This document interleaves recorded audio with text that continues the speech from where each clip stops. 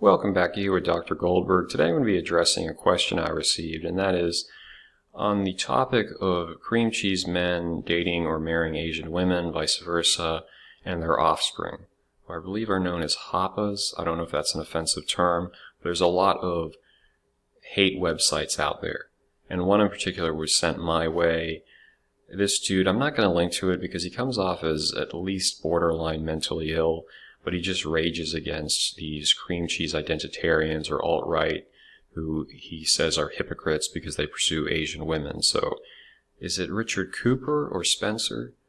Ramsey Paul, and then Tim Pool, who he says, oh, he's just a self-hating lolberl who actually wants to be alt-right, but he can't get women. I'm not entirely sure I disagree with that, but in any case, he describes himself as being kind of a Chad Light of sorts. He gets women of all different races, but there's another website out there, Incel Inside, and they make the argument that he's a virgin. I really don't care one way or the other because it's immaterial, but I wanted to bring up this discussion, and hopefully we can be productive with it instead of just devolving into petty prejudice and racism. So one of the main arguments is that cream cheese dudes have unrealistic conceptions of especially East Asian women that don't hold up in the modern world. And I can kind of understand the cultural inheritance, how that might have played out, because you have to consider U.S. Marines, sailors, whatnot, we conquered the Japanese, right? Typically, women will go to whoever has the bigger stick. There are the exceptions, Tacitus Germania, where the German women killed themselves because they didn't want to be taken by Roman men, but typically they'll just kind of, okay, I want to survive, I'm going to go with the stronger horse. So you have some examples here. And then, all right, this guy's a total weeb. Look at that. Another one, I can imagine if these guys were used to American women, who obviously back then were more conservative, but probably overall headstrong, you find a more submissive, cute. You have to think that Imperial Japan drew a lot from the Tokugawa shogunate, which was ultra-conservative, samurai culture. In that respect, these women, their kimonos, being very quiet and submissive, probably was like, wow, the Far East, all these exotic women, I can understand why they were attracted to it. Now, just to be clear, nowadays things are going to be a little bit different. If you want a sense of how the traditional Japanese woman was, check out the book Patriotism by Yuki Mishima. Beautiful read. I will link to it. It's only about 50 pages, but the relationship between the husband and the wife in his last hours, it's exquisite, plain and simple. I don't consider, if you're a fan of Mishima, I don't consider that being weeaboo. That's like anyone throughout the world can gain knowledge and appreciation for his work. But in any case, women, as I said, historically have done that.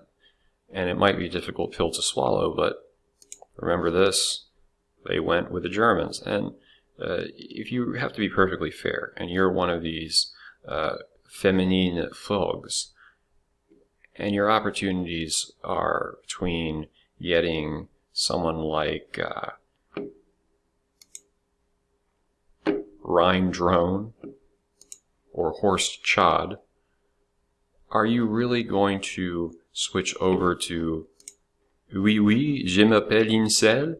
No. So you can't exactly hate on these women too much. I know you're still going to, but that's just how women are. They go for the stronger horse.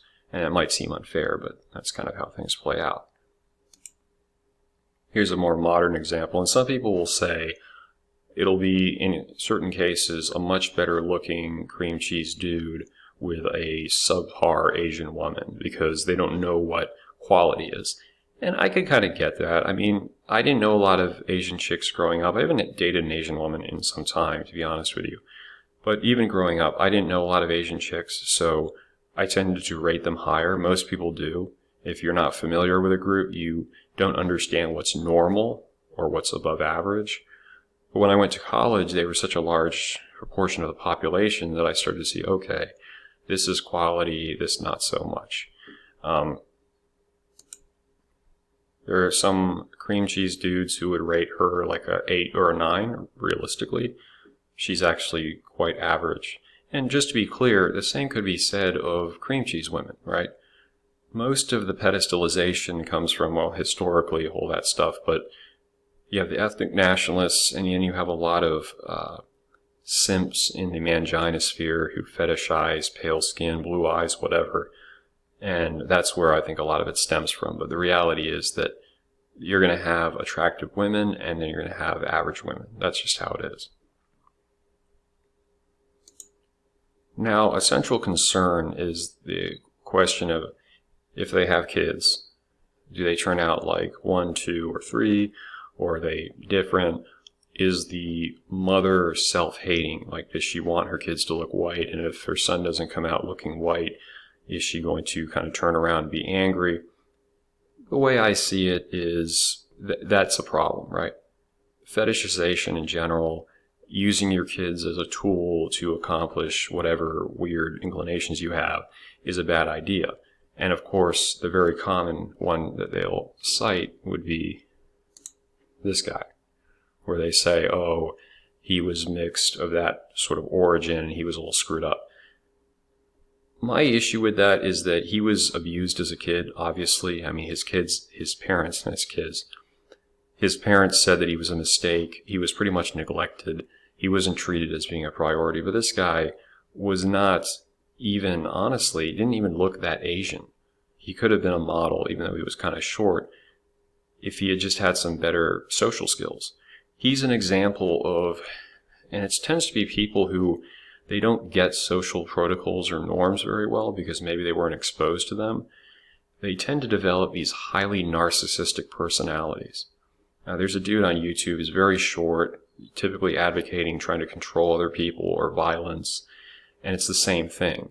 You're not really plugged into a normal social setting. You use the narcissism, the haughtiness, the condescension as a way of rationalizing. See, I'm so brilliant that the world doesn't appreciate me. I'm so superior to them. But I don't believe that this guy was, from the very beginning rotten to the core. I think he is the casualty of bad parenting, not the fact that he was mixed race, to be perfectly clear with you.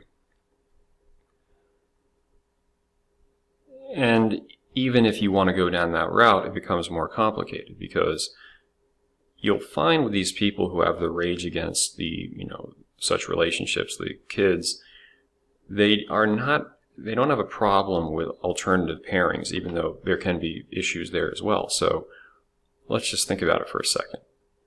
So we're saying that the cream cheese dudes in the relationships are like coping because they really want a cream cheese woman, or they've got some kind of weird fetish, and then of course the Asian women are self-hating or whatever. So let's take this example. You might remember her. She said that she was black, but she really isn't. Now, these sorts of unions, as we know in the history of the United States, realistically, and you can try to challenge if you want, but typically her family is not going to be 100% in favor. They might smile for the cameras, but they're going to be more like grandma and grandpa, whether they express it or not. So, if your family's against it, does that mean that she's self-hating? Does that mean that he's self-hating? Now, black women will tell you that he's definitely self-hating, okay? So if you have a union like that, is that union a problem as well? What you'll find with these people who complain about the cream cheese male, Asian female unions is that any union which is a cream cheese guy with a non-cream cheese woman is a problem. But any union that's a non-cream cheese guy with a cream cheese woman is fine. And I think it boils down to ultimately a certain level of racism and resentment towards cream cheese men, right? And why would you hate on them? We know how screwed up the sexual market is right now. If a guy is subpar in the West and he goes someplace else and he plays the JVW card, you can hate him for that. But ultimately, is it really his fault that he's just making the best of a situation? As far as having kids, that's a different subject. That's one that we'll get into in just a bit here. But I would point out, for the examples we have of kids who are mixed, who end up, maybe kind of screwed up, you've also had sometimes hardcore white identitarians who come together to have children to save, the cream cheese people. And they were a very prominent example. They were all into it, following the podcasts, Jared Taylor, and then they had a son. Yeah, just something to think about. What I would say is this: when you date or you want to even be married, right? That's one thing. If you want to fetishize a culture, that's one thing. Get the samurai sword, read all the comic books, whatever. That's one thing. Do not use your kids. I talked about this in the video on mixed kids. Do not use your kids as a outlet for your political frustrations, for your fetishization, whatever. If you're not able to transcend those questions and treat people like human beings, if you have a hang-up, identity, whatever it might be, don't use your kids as a political statement. Don't try to use your kids for social validation or approval of whichever form it might take, okay? Because you see it in every case. And that ultimately should be the message. What we need more of is we need more good parents. There's a lot of rotten parents out there. There's a lot of people who have kids because of social expectation, and they're not equipped to actually raise such offspring. So if you're going to have kids, those kids need to be the center of, you treat them with respect, you give them discipline when necessary, and you showcase love. If you're not capable of doing that because you've got some kind of cultural or political hang-up, either find someone else or just don't reproduce. Not everyone has to have a child. That's one of the biggest problems is this, well, yeah, but And finally, to those lower tier cream cheese dudes, don't assume that just because you have the JBW that a woman cannot take advantage of you, because she will if she thinks that you're a pushover. There's that old song, and it goes something like, my cuck's in the next room, sometimes I wish he was you. That can happen. But even to, and I understand there'd be some Asian dudes, Indian dudes perhaps, who have resentment over the fact that perhaps it's not always a two-way street. I get that. If you're black-pilled, you understand that life is really unfair. Most of the reason I've gotten the women that I have, which are typically above me in terms of, looks, is because I happen to be a tall guy, right? Tall guy. I don't have blue eyes. I have kind of like brownish green, which aren't very, visible. But a disadvantage I have is that I wear spectacles. I'm trying to find a LASIK that'll work because it's night and day. Because you do get marked lower on the totem pole just because you wear glasses. I know that. So you have to find a way to address the problem. I understand the rage. I understand the anger. I understand the fact that there are kids who have been in unions where the parents definitely were not in the union for the right reasons. But that's why people who are going to have kids need to stop looking at it like, I want social approval, I'm doing this for politics. You have kids because you're going to dedicate your life to giving them good opportunities and to treating them with love and respect as human beings.